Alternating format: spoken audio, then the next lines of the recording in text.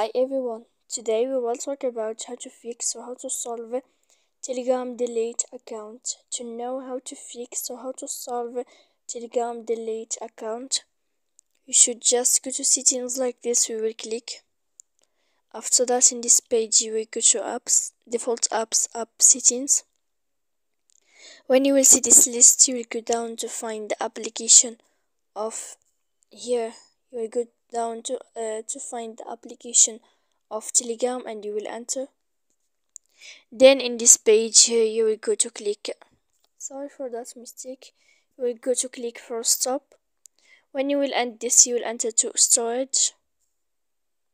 After that, in this page you will click clear cache. Then you will go to click manage storage, and after all that you can turn off your Wi-Fi. So please don't forget to support us by like and subscribe. See you next time.